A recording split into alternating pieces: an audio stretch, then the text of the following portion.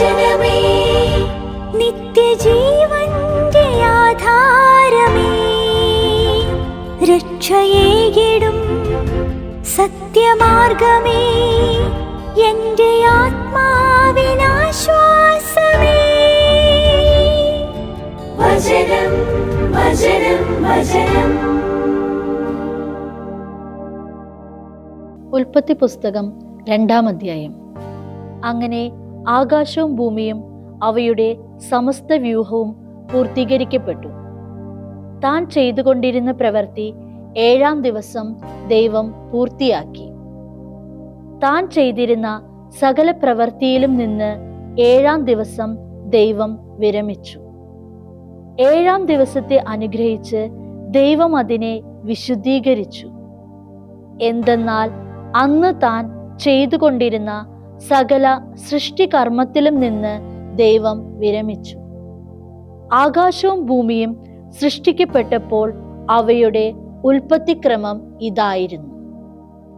ദൈവമായ കർത്താവ് ഭൂമിയും ആകാശവും സൃഷ്ടിച്ച നാളിൽ ഭൂമിയിൽ കാട്ടുചെടികളൊന്നും അതുവരെ ഉണ്ടായിരുന്നില്ല, വയൽ പുല്ലുകളൊന്നും അതുവരെ മുളച്ചിരുന്നില്ല. കാരണം ദൈവമായ കർത്താവ് ഭൂമിയിൽ മഴ പെയ്യിച്ചിരുന്നില്ല. മണ്ണിൽ അധ്വാനിക്കാൻ മനുഷ്യനും ഉണ്ടായിരുന്നില്ല. എന്നാൽ ഭൂമിയിൽ നിന്ന് കോടമഞ്ഞ് ഉയർന്ന് ഭൂതലമെല്ലാം നനച്ചു. ദൈവമായ കർത്താവ് പൂഴിമണ്ണുകൊണ്ട് മനുഷ്യനെ മനഞ്ഞെടുക്കുകയും ജീവന്റെ ശ്വാസം അവന്റെ നാസാരന്ധ്രങ്ങളിലേക്ക് ഊതുകയും ചെയ്തു. അങ്ങനെ മനുഷ്യൻ ജീവനുള്ളവനായി തീർന്നു. കിഴക്ക് ഏദനിൽ ദൈവമായ കർത്താവ് ഒരു തോട്ടം നട്ടുപിടിപ്പിക്കുകയും താൻ മനഞ്ഞെടുത്ത മനുഷ്യനെ അവിടെ നിയോഗിക്കുകയും ചെയ്തു. കാഴ്ചയ്ക്ക് മനോഹരവും ഭക്ഷിക്കാൻ ഉപയുക്തവുമായ എല്ലാ വൃക്ഷങ്ങളും ദൈവമായ കർത്താവ് മണ്ണിൽ നിന്ന് മുളപ്പിച്ചു. തോട്ടത്തിന്റെ നടുവിൽ ജീവന്റെ വൃക്ഷവും നന്മ തിന്മകളെ കുറിച്ചുള്ള അറിവിന്റെ വൃക്ഷവും. തോട്ടം നനയ്ക്കാൻ ഏദനിൽ നിന്ന് ഒരു പ്രവാഹം പുറപ്പെട്ടു. അവിടെ വെച്ച് അത് 4 ശാഖകളായി പിരിഞ്ഞു. ഒന്നാമത്തേതിന്റെ പേര് പിഷോൻ. അത് സ്വർണത്തിന്റെ നാടായ ഹവില മുഴുവൻ ചുറ്റിയൊഴുകുന്നു. ആ നാട്ടിലെ സ്വർണം മേൽത്തരമാണ്. അവിടെ സുഗന്ധദ്രവ്യങ്ങളും പവിഴക്കല്ലുകളുമുണ്ട്. രണ്ടാമത്തെ നദിയുടെ പേര് ഗിഹോൻ. അത് കുഷ് ദേശം മുഴുവൻ ചുറ്റിയൊഴുകുന്നു. മൂന്നാമത്തെ നദിയുടെ പേര് ടൈഗ്രിസ്. അത് അസീറിയയുടെ കിഴക്ക് ഭാഗത്തു കൂടെ ഒഴുകുന്നു. നാലാമത്തെ നദി യുഫ്രട്ടീസ്. ഏദൻ തോട്ടത്തിൽ വേല ചെയ്യാനും അതിനെ പരിരക്ഷിക്കാനുമായി ദൈവമായ കർത്താവ് മനുഷ്യനെ അവിടെ കൊണ്ടുപോയി പാർപ്പിച്ചു. ദൈവമായ കർത്താവ് മനുഷ്യനോട് ഇങ്ങനെ കൽപ്പിച്ചു: തോട്ടത്തിലെ ഏത് വൃക്ഷത്തിലും നിന്ന് നിനക്ക് യഥേഷ്ടം ഭക്ഷിക്കാം. എന്നാൽ നന്മ തിന്മയുടെ അറിവിന്റെ വൃക്ഷത്തിൽ നിന്ന് നീ ഭക്ഷിക്കരുത്. കാരണം അതിൽ നിന്ന് ഭക്ഷിക്കുന്ന ദിവസം നീ തീർച്ചയായും മരിക്കും. ദൈവമായ കർത്താവ് അരുൾ ചെയ്തു: മനുഷ്യൻ ഏകനായിരിക്കുന്നത് നന്നല്ല. അവന് ചേർന്ന തുണയെ ഞാൻ അവനു വേണ്ടി സൃഷ്ടിക്കും. ദൈവമായ കർത്താവ് കരയിലെ സകല മൃഗങ്ങളെയും ആകാശത്തിലെ സകല പറവകളെയും മണ്ണിൽ നിന്ന് മനഞ്ഞെടുത്തു. മനുഷ്യൻ എന്തു വിളിക്കുമെന്ന് കാണാൻ അവയെ അവന്റെ അടുക്കൽ കൊണ്ടുവന്നു. മനുഷ്യൻ ഓരോ ജീവിയെയും എന്തു വിളിച്ചോ അത് അതിന്റെ പേരായി. എല്ലാ കന്നുകാലികൾക്കും ആകാശത്തിലെ പറവകൾക്കും കരയിലെ മൃഗങ്ങൾക്കും മനുഷ്യൻ പേരുകളിട്ടു. എന്നാൽ തനിക്ക് ചേർന്ന തുണയെ മനുഷ്യൻ കണ്ടില്ല. അതുകൊണ്ട് ദൈവമായ കർത്താവ് മനുഷ്യനിൽ ഗാഢനിദ്ര വരുത്തി. അവൻ ഉറങ്ങി. അനന്തരം അവിടുന്ന് അവന്റെ വാരിയെല്ലുകളിൽ ഒന്നെടുത്ത് അവിടം മാംസം കൊണ്ട് മൂടി. മനുഷ്യനിൽ നിന്നെടുത്ത വാരിയെല്ലുകൊണ്ട് ദൈവമായ കർത്താവ് ഒരു സ്ത്രീയെ രൂപപ്പെടുത്തി അവളെ മനുഷ്യന്റെ അടുക്കൽ കൊണ്ടുവന്നു. അപ്പോൾ മനുഷ്യൻ പറഞ്ഞു, ഒടുവിലിതാ ഇവളാണ് എൻ്റെ അസ്ഥികളിൽ നിന്നുള്ള അസ്ഥിയും മാംസത്തിൽ നിന്നുള്ള മാംസവും. ഇവൾ നാരി എന്ന് വിളിക്കപ്പെടും, എന്തെന്നാൽ നരനിൽ നിന്ന് ഇവൾ എടുക്കപ്പെട്ടു.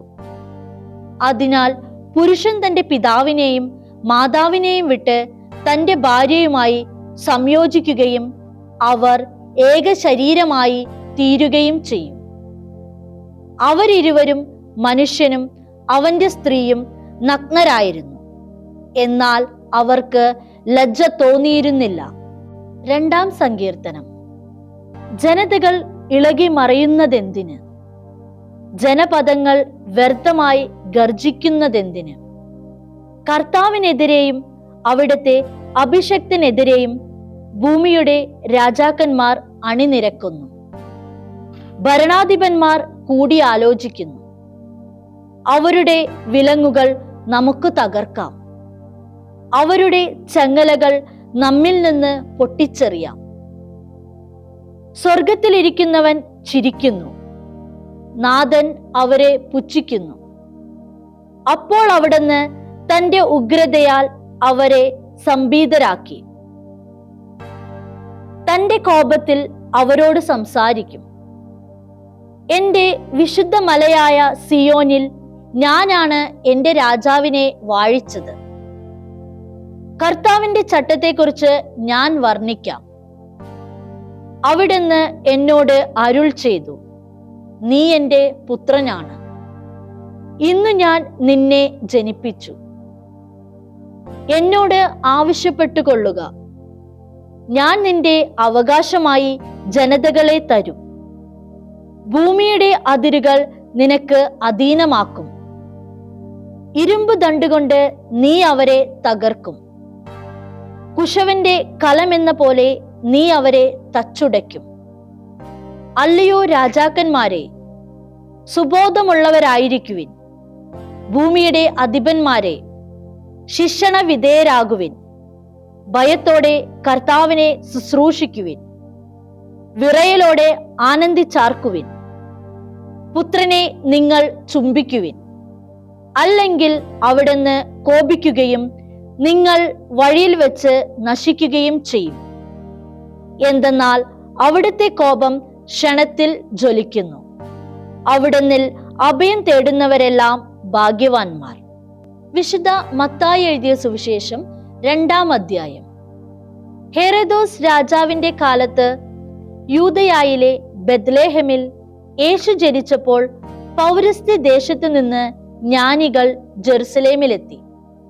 അവർ അന്വേഷിച്ചു, എവിടെയാണ് യഹൂദന്മാരുടെ രാജാവായി ജനിച്ചവൻ? കാരണം ഞങ്ങൾ കിഴക്ക് അവന്റെ നക്ഷത്രം കണ്ട് അവനെ ആരാധിക്കാൻ വന്നിരിക്കുകയാണ്. ഇത് കേട്ട് ഹെരോദോസ് രാജാവ് അസ്വസ്ഥനായി, അവനോടൊപ്പം ജെറുസലേം മുഴുവനും. അവൻ സകല പുരോഹിത പ്രമുഖന്മാരെയും ജനത്തിന്റെ നിയമജ്ഞരെയും വിളിച്ചുകൂട്ടി ക്രിസ്തു എവിടെയാണ് ജനിക്കുന്നതെന്ന് അന്വേഷിച്ചു. അവർ പറഞ്ഞു, യൂദയായിലെ ബെത്ലേഹേമിൽ.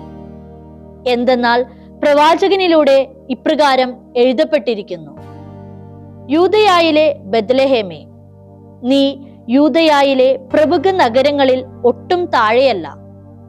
എന്റെ ജനമായ ഇസ്രായേലിനെ മേയ്ക്കാനുള്ളവൻ നിന്നിൽ നിന്നാണ് ഉത്ഭവിക്കുന്നത്. അപ്പോൾ ഹെരോദോസ് ആ ജ്ഞാനികളെ രഹസ്യത്തിൽ വിളിച്ച് നക്ഷത്രം പ്രത്യക്ഷപ്പെട്ട സമയം സൂക്ഷ്മമായി അവരിൽ നിന്ന് അന്വേഷിച്ചറിഞ്ഞു. അവൻ അവരെ ബെത്ലേഹേമിലേക്ക് അയച്ചുകൊണ്ട് പറഞ്ഞു, പോയി ശിശുവിനെ പറ്റി സൂക്ഷ്മമായി അന്വേഷിക്കുക. കണ്ടു കഴിയുമ്പോൾ ഞാനും ചെന്ന് അവനെ ആരാധിക്കുന്നതിന് എന്നെ അറിയിക്കുക. രാജാവിനെ കേട്ട ശേഷം അവർ പുറപ്പെട്ടു. അവർ കിഴക്ക് കണ്ട നക്ഷത്രം ശിശു കിടക്കുന്ന സ്ഥലത്തിനു മുകളിൽ വന്നു നിൽക്കുന്നതുവരെ അവർക്ക് മുമ്പേ നീങ്ങിക്കൊണ്ടിരുന്നു. നക്ഷത്രം കണ്ടപ്പോൾ അവർ അത്യധികം സന്തോഷിച്ചു. അവർ ഭവനത്തിൽ പ്രവേശിച്ച് ശിശുവിനെ അവന്റെ അമ്മയായ മറിയത്തോടൊപ്പം കണ്ട് മുട്ടിന്മേൽ വീണ് ആരാധിക്കുകയും അവരുടെ നിക്ഷേപ പാത്രങ്ങൾ തുറന്ന് പൊന്ന്, മീറ, കുന്തുരുക്കം എന്നീ കാഴ്ചകൾ അവന് അർപ്പിക്കുകയും ചെയ്തു. ഹേറോദേസിന്റെ അടുത്തേക്ക് മടങ്ങിപ്പോകരുതെന്ന് സ്വപ്നത്തിൽ മുന്നറിയിപ്പ് ലഭിച്ചതനുസരിച്ച് അവർ മറ്റൊരു വഴിയെ സ്വദേശത്തേക്ക് തിരിച്ചുപോയി. അവർ പോയി കഴിഞ്ഞപ്പോൾ കർത്താവിന്റെ ദൂതൻ സ്വപ്നത്തിൽ പ്രത്യക്ഷപ്പെട്ട് ജോസഫിനോട് പറഞ്ഞു, എഴുന്നേറ്റ് ശിശുവിനെയും അമ്മയെയും കൂട്ടി ഈജിപ്തിലേക്ക് പലായനം ചെയ്യുക. ഞാൻ പറയുന്നതുവരെ അവിടെ താമസിക്കുക. കാരണം ഹെറോദസ് ശിശുവിനെ വധിക്കാനായി അന്വേഷണം തുടങ്ങാൻ പോകുകയാണ്. അവൻ ഉണർന്ന് ശിശുവിനെയും അമ്മയെയും കൂട്ടി ആ രാത്രി തന്നെ ഈജിപ്തിലേക്ക് പോയി. ഹെറോദേസിന്റെ മരണം വരെ അവൻ അവിടെ താമസിച്ചു. ഈജിപ്തിൽ നിന്ന് ഞാൻ എൻ്റെ പുത്രനെ വിളിച്ചു എന്ന് പ്രവാചകനിലൂടെ കർത്താവ് അരുൾ ചെയ്തത് പൂർത്തിയാകേണ്ടതിനായിരുന്നു ഇത്. തന്നെ ജ്ഞാനികൾ കബളിപ്പിച്ചെന്ന് കണ്ടപ്പോൾ ഹെറോദോസ് അതീവം രോഷാകുലനായി. അവരിൽ നിന്ന് സൂക്ഷ്മമായി മനസ്സിലാക്കിയ സമയമനുസരിച്ച് അവൻ ബത്ലഹേമിലെയും എല്ലാ സമീപ പ്രദേശങ്ങളിലെയും 2 അതിൽ താഴെയും വയസ്സുള്ള എല്ലാ ആൺകുട്ടികളെയും ആളയച്ചു വധിച്ചു. ജെറമിയ പ്രവാചകൻ വഴി അരുൾ ചെയ്യപ്പെട്ടത് ഇങ്ങനെ പൂർത്തിയായി. റാമായിൽ ഒരു സ്വരം കേട്ടു, വലിയ കരച്ചിലും മുറവിളിയും. റാഹേൽ അവളുടെ സന്താനങ്ങളെക്കുറിച്ച് കരയുന്നു. ആശ്വസിപ്പിക്കപ്പെടാൻ അവൾ സമ്മതിക്കുന്നില്ല. എന്തെന്നാൽ അവർ ഇല്ലാതായിരിക്കുന്നു.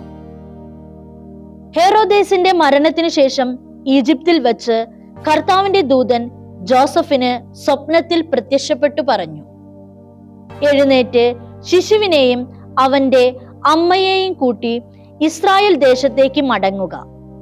കാരണം ശിശുവിന്റെ ജീവൻ അന്വേഷിച്ചവർ മരിച്ചിരിക്കുന്നു.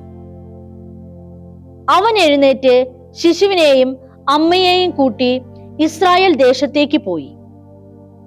അർക്കലാവോസ് അവന്റെ പിതാവായ ഹെറോദേസിന്റെ സ്ഥാനത്ത് യൂദയ ഭരിക്കുന്നു എന്ന് കേട്ടപ്പോൾ അവിടേക്ക് പോകാൻ ജോസഫ് ഭയപ്പെട്ടു. സ്വപ്നത്തിൽ ലഭിച്ച മുന്നറിയിപ്പ് അനുസരിച്ച് അവൻ ഗലീലി പ്രദേശത്തേക്ക് പോയി.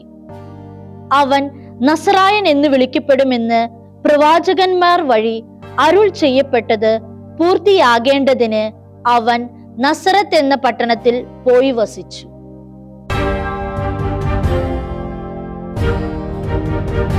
ദൈവവചനമേ, നിത്യജീവന്റെ ആധാരമേ, രക്ഷയേകിടും സത്യമാർഗമേ, എന്റെ ആത്മാവിനാശ്വാസം.